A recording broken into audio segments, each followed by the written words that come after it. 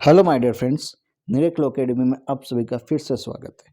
आज के इस लेक्चर के अंदर अपन राजस्थान किराया अधिनियम 2001 जो कि राजस्थान जुडिशल सर्विस के अंदर लोकल लॉ के रूप में ये आता है, तो क्या है इसके अंतर्गत, क्या चीज़ है, क्यों इसको राजस्थान लोकल लॉ के अंदर जो एक कह सकते हैं कंट्रोल के रूप में, जो रेंट कंट्रोल उसके रूप में देखा जाता है कि ये जो बाटक को नियंत्रण नहीं करता है, रेंट को क्या जो कितना भी इसको है रिवाइज करना है, इस चीज़ को क्या करता है कि राजस्थान किराया नियंत्रण अधिनियम कंट्रोल करता है।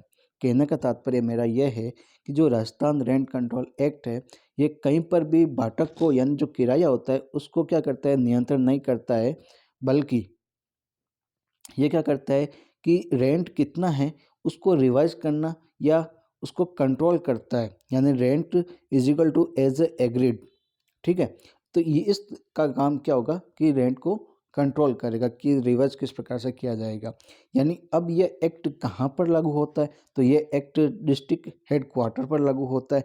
टेनेंसी एग्रीमेंट इसके अंदर जब अभी हाल ही के अंदर जो 2017 का जो संशोधन हुआ था, तो वहाँ पर क्या किया कि जो रेंट अथॉरिटी है उसको रजिस्टर्ड करने के लिए जो टेनेंसी एग्रीमेंट उसको वहाँ पे अपने को क्या करना पड़ेगा, रजिस्टर्ड करवाना पड़ेगा। तो ये एक नई बात 2017 के संशोधन के द्वारा इसको जोड़ दी गई थी। ठीक है, इसके अंदर क्या क्या चैप्टर हैं, कितने चैप्टर हैं, कितने सेक्शन हैं, तो वो भी अपन देखेंगे।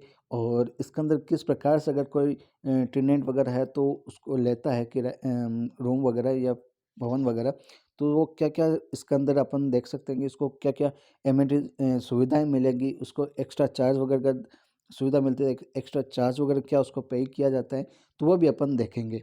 ठीक है, फिर जो परिसर है, परिसर में जो राजस्थान रेंट कंट्रोल है क्या लागू होता है नहीं, कौन सी चीज़ इसके अंदर शामिल होती है, टेनेंट की परिभाषा क्या है, तो वो भी अपन देखेंगे, सुविधा क्या क्या होगी वो भी अपन देखेंगे। तो आइए चलते हैं, सबसे पहले अपन राजस्थान किराया जो नियंत्रण अधिनियम 2001 है उसकी जो इंडेक्स है वो अपन देखते हैं। तो इसके अंदर सबसे पहले अपन देखते हैं कि इस जो अध्याय है या इस एक्ट है इसके अंदर 7 अध्याय है। ठीक है, सबसे पहला जो अध्याय है ये बताता है कि भाई जो आपके पास में जो चैप्टर 1 है वो प्रीलिमिनरी के बारे में, यानी जो प्रारंभिक है 1 से 5 सेक्शन, वो उसकी बात करेगा। तो वहाँ पर अगर अपन देखते हैं कि सेक्शन 1 से 5 के अंदर अपने को क्या क्या चीज़ें मिलती है, तो सबसे पहले कि भाई ये इसका विस्तार वगैरह है, क्या होगा क्या नहीं होगा, इसके बारे में बात करेगा। फिर आगे देखते हैं कि भाई इसके अंदर कि जो डेफिनेशन क्लोज है इसके बारे में बात करेगा, जो सेक्शन 2 होगा। फिर सेक्शन जो 3 है वो बात करेगा कि भाई आप जो चैप्टर 2 और 3 के अंदर कुछ जो परिसर है या किराएदार का वहाँ पर वो लागू नहीं होगा। ठीक है, और उसके बाद में क्या आ जाएगा, जो सेक्शन 4 है वो ये बताएगा किराए का जो तय किस रूप में किया जाएगा, तो वो बात करेगा। और उसके बाद में सेक्शन 5 किराया का द्वारा किराए का जो संदाय या विप्रेक्षण उस वो बात करेगा सेक्शन 5। अब बात करते हैं अपन चैप्टर 2 की। यहाँ पे क्या बताया गया है कि जो किराए का जो पुनरीक्षण वगैरह है या उसका जो रिवीजन वगैरह है, तो यहाँ पे चैप्टर 2 के अंदर बताया गया है। ठीक है दोस्तों, तो सेक्शन इसके अंदर कितने हैं, 6 से 7 रहेंगे। फिर आपके पास में अगर अपन बात करते हैं नेक्स्ट, इसके अंदर जो 6 और 7 जो सेक्शन है, तो वो विद्यमान किराएदार के जो संबंध के बारे में, जो कि नए किराए के पुनरीक्षण के बारे में बात करेगा। जो नए किराएदार है उसके संबंध में क्या पुनरीक्षण रहेगा उसके बारे में ये बात करता है।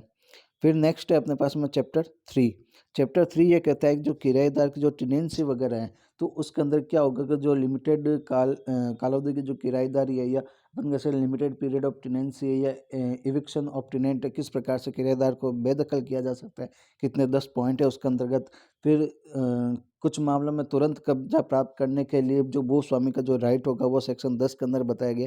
तो कुल मिला के 8 से 10 के अंदर अपने को क्या क्या बातें बताई गई कि भाई किराएदार की जो सीमित लाइबिलिटी उसके बारे में बात करेगा, किराएदार की बेदखली के बारे में बात करेगा, या कुछ मामले में क्या तुरंत भूस्वामी क्या कर सकता है, किराएदार को खाली करवा सकता है। तो ये सारी चीज़ें बातें इसके अंदर के बताई गई हैं। फिर नेक्स्ट अपने को देखना होगा कि जो चैप्टर 4 है, चैप्टर 4 के अंदर क्या बताया गया, इलीगल रूप से अगर कोई भी बेदखल किया जाता है, तो वहाँ पर आप क्या कर सकते हो कि किराएदार के कब्जे के प्रत्यावर्तन की उसकी जो प्रोसेस है किस प्रकार से करेगा, तो वो सारी प्रोसेस सेक्शन 11 से लेकर सेक्शन 12 तक अपने को बताया गया है। ठीक है दोस्तों, यहाँ तक समझ में आया आपको। सेक्शन 11 के अंदर भाई जो आप इलीगल रूप से जो आपने पोजेसन कर लिया है किराएदार के कब्जे का, उसको प्रत्यावर्तन करेगा। सेक्शन 12 के तहत कब्जे की जो पुनः प्राप्ति उसका प्रोसेस की बात करेगा। ठीक है, फिर अपन नेक्स्ट देखते हैं। नेक्स्ट आता है अपने पास में चैप्टर 5। चैप्टर 5 ये कहता है कि भाई आप किस प्रकार से जिसका ट्रिब्यूनल है उसका गठन करोगे, किस प्रकार के पुनरीक्षण है, बेदखल के प्रक्रिया के जो अपील है, निष्पादन है वो करोगे। तो सेक्शन 13 से लेकर 22 तक अपने पास में आता है। उसके अंदर क्या क्या चीज़ें होगी वो भी अपन 1 बाय 1 देखेंगे कि भाई किस प्रकार से जो रेंट ट्रिब्यूनल है उसका कौन गठन किया जाएगा, या किराए का जो पुनरीक्षण है उसकी प्रोसेस क्या रहेगा, या किराए की बेदखली का प्रोसेस क्या रहेगा। तो ये सारी चीज़ें या तुरंत कब्जे पुनः प्राप्त करने की प्रक्रिया है वो क्या रहेगी।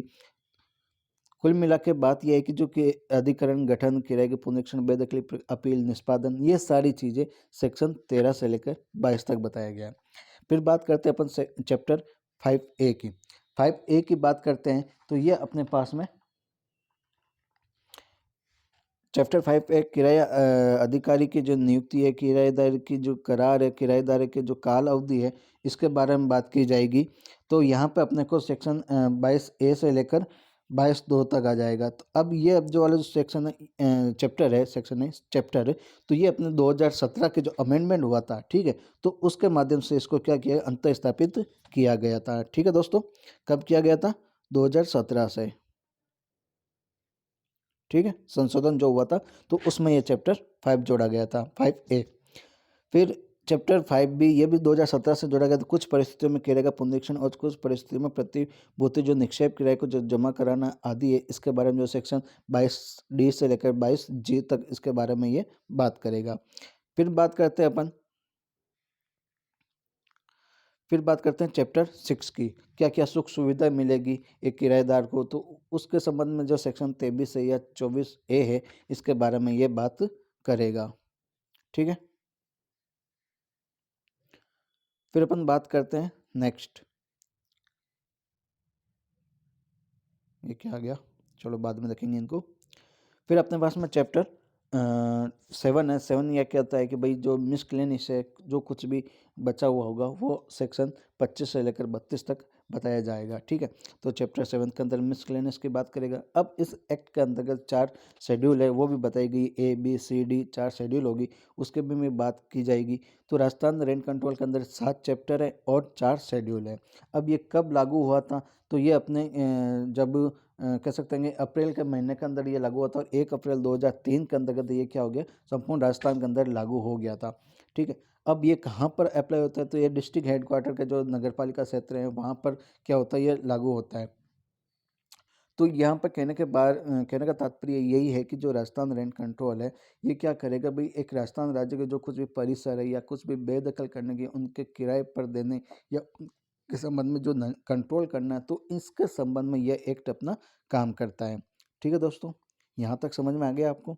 तो यहाँ तक जो 7 चैप्टर है इसके अंदर बताए गए हैं और 4 शेड्यूल बताए गए हैं। 1 अप्रैल 2003 को यह लागू हुआ था, और इसका अधिनियम जो संख्यांक है वो 1 है। ठीक है, अब आपको एक न्यूज़ है कि भाई आप अगर अपना जो ऐप है वो लॉन्च हो चुका है, और आप निरेक एकेडमी के साथ में क्या कर सकते हैं कि ऑनलाइन पढ़ सकते हैं। अब इसके अंदर क्या क्या चीज़ है, क्या क्या नहीं है, वो भी आप जब इस ऐप को डाउनलोड करेंगे तो आप इस ऐप के अंदर जो कुछ भी कोर्सेज है वो आराम से देख सकेंगे। फ्री टेस्ट वगैरह भी है, फ्री वीडियो भी है, फ्री PDF नोट्स वगैरह भी है, तो आप उसका भी फ़ायदा ले सकते हैं। ठीक है, अब आपको करना क्या होगा कि भाई गूगल प्ले स्टोर पर जाना है और निरेक एकेडमी सर्च करना है और उसको डाउनलोड करना है। ठीक है दोस्तों, तो यहाँ पर आप क्या करोगे, यहाँ पे इसको डाउनलोड कर लेना। ठीक है, और यहाँ पे RJ से संबंधित, छत्तीसगढ़ से संबंधित MP सीजे जुडिशल सर्विसेज जो होगा, उसके जो प्री टेस्ट वगैरह हैं या मॉडल टेस्ट हैं वो भी अभी चल रहे हैं। ठीक है, तो आप आराम से ज्वाइन कर सकते हैं दोस्तों। फिर नेक्स्ट है इसके अंदर क्या होगा, क्या क्या चीज़ें होगी वो भी मैं आपको बताऊँगा।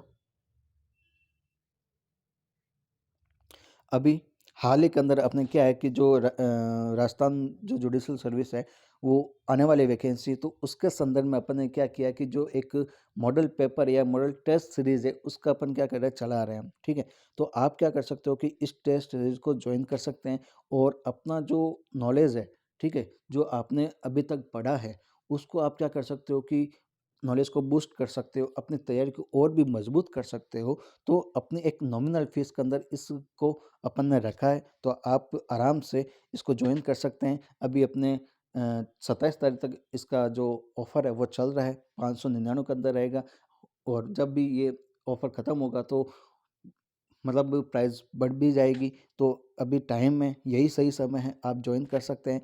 तो इसके अंदर मिलेगा क्या-क्या आपको, तो इसके अंदर टोटल 15 तो आपको मॉडल पेपर मिल जाएँगे। 15 मॉडल पेपर होंगे और 25 सब्जेक्ट वाइज़ टेस्ट पेपर होंगे और 10 जो पेपर होंगे वो हिंदी और इंग्लिश ग्रामर के होंगे। तो आप आराम से इसको ज्वाइन कर सकते हैं और ये बिल्कुल और बिल्कुल हिंदी माध्यम स्टूडेंट जो मीडियम के जो स्टूडेंट हैं उन्हीं के लिए होगा। इंग्लिश माध्यम के जो इंग्लिश मीडियम के स्टूडेंट हैं उनके लिए अभी के लिए सॉरी, नेक्स्ट जब ये पेपर रेडी हो जाएंगे तो इंग्लिश मीडियम के लिए भी अपन स्टूडेंट के लिए भी टेस्ट सीरीज ज़रूर लॉन्च करेंगे। ठीक है, तो आराम से इसको आप ज्वाइन कर सकते हैं। और सेम वैसे ही अपन छत्तीसगढ़ जो सिविल जज प्री एग्ज़ाम होने वाला है, तो वहाँ पर भी अपन क्या करेंगे, इसकी जो टेस्ट सीरीज़ लॉन्च करेंगे और इसके अंदर आपको एक बेहतरीन मतलब एक कह सकते हैं कि आपके लिए फ़ायदे का सौदा हो जाएगा कि इसके अंदर आपको लोकल लॉ जो है ना छत्तीसगढ़ के, तो वो तीनों लोकल लॉ भी क्या किया जाएगा, कवर करवाया जाएगा इस टेस्ट सीरीज़ के अंदर।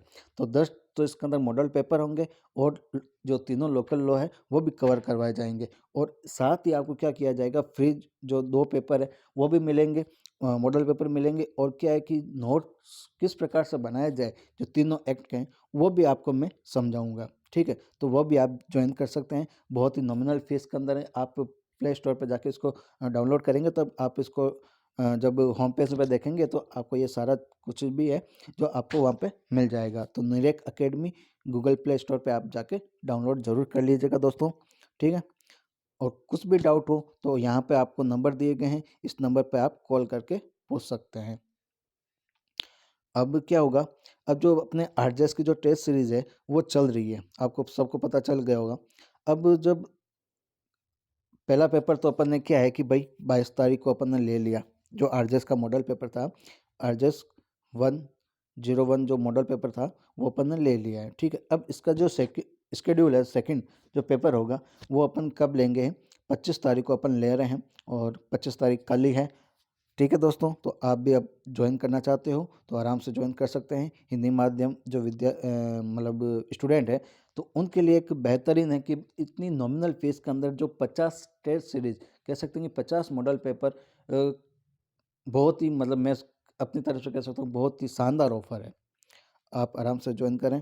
फिर कॉन्स्टिट्यूशन का होगा जिसमें आर्टिकल 1 से लेकर 13 तक के जो सेक्शन है, आर्टिकल है, उनका भी आप एमसीक्यू देख पाएंगे, उनका भी आप आराम से टेस्ट दे पाएंगे।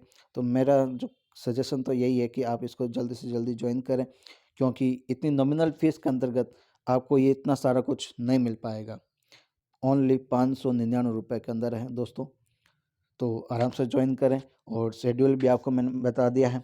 लिमिटेड 31 तारीख को अपना कॉन्स्टिट्यूशन का एग्ज़ाम होगा, फिर 2 फरवरी को लिमिटेशन एक्ट का एग्ज़ाम होगा, फिर 5 फरवरी को सेक्शन 1 से लेकर 30 तक का सेक्शन का पेपर होगा। तो आप आराम से डाउनलोड कर सकते हैं Nirek academy app Google Play Store पे और वहाँ पर आप अपना कोर्स परचेज करके इसको ज्वाइन कर सकते हैं दोस्तों। ठीक है दोस्तों।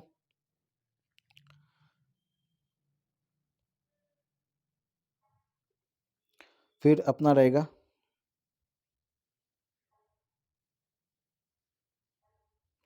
फिर नेक्स्ट है, do not compare yourself to others. यानी आपको क्या करना है कि भाई किसी अन्य व्यक्ति से खुद को कंपेयर नहीं करना है कि भाई एक बच्चा है जो मतलब है कि एग्ज़ाम में सेलेक्ट हो गया है, अब वो आप सेलेक्ट नहीं हो पा रहे, तो आप अपने आप के अंदर कोई भी किसी भी तरह की तुलना मत करना या उसको कंपेयर मत करना कि भाई मैं तो सेलेक्ट नहीं हो पा रहा हूँ, इतने एग्ज़ाम दे दिए। आप मतलब अपने आप पर विश्वास रखिए, अपने ईश्वर पर विश्वास रखिए, आप भी मतलब उस ऊंचाइयों पर बुलंदियों पर आप भी पहुंचेंगे। ठीक है दोस्तों, तो उस चीज़ को ध्यान में रखिए, किसी भी चीज़ में किसी भी दरमियान आपके किसी भी दूसरे व्यक्ति से कंपेयर मत करना दोस्तों। ठीक है, और लास्ट में इतना ही कहूँगा, आपने इस वीडियो को देखा है, वीडियो को समझा है, सुना है, अपनी जानकारी जो मेरे पास थी मैंने आपको दी है, तो उस आपके पास पहुंच चुकी है।